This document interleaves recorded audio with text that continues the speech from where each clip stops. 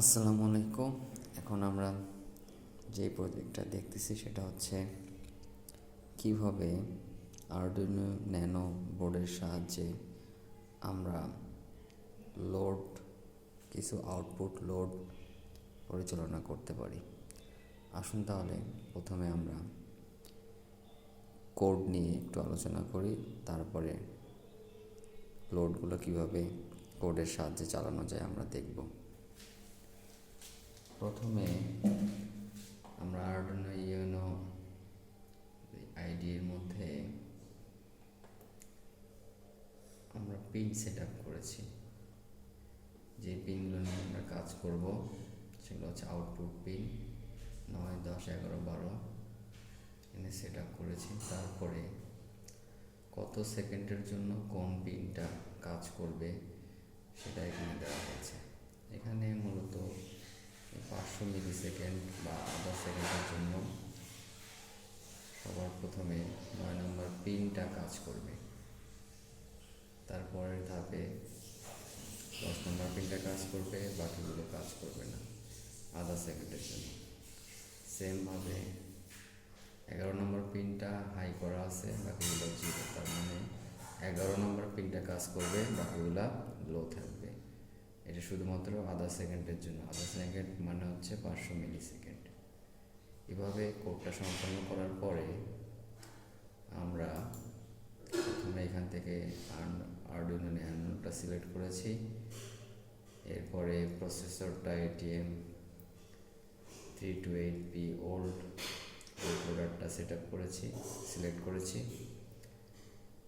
এরপরে যখন আমরা পোর্টের সাহায্যে,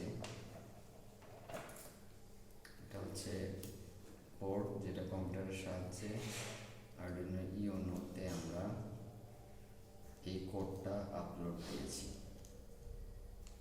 এই কোডের সাহায্যে আমরা কানেক্ট করে এই যে এখানে চিহ্নটা, এটার মাধ্যমে আমরা আপলোড দিয়েছি। আপলোড সাকসেসফুলি হয়েছে। তারপরে আমরা এই 6 পিনের জিএসটি দ্বারা এই ইজিআর প্রো এর সাহায্যে কানেক্ট করেছি। কানেক্ট করার ফলে কানেক্ট করেছি এবং 3টা লোড এখানে সেট আপ দিয়েছি। ইজিআর প্রো এর শুধুমাত্র 3টি লোড এখানে কাজ করবে। তাহলে আমরা যদি পাওয়ারটা দেই তাহলে আপনারা দেখতে পারবেন কিভাবে এটা কাজ করে। তাহলে পাওয়ারটা দিই।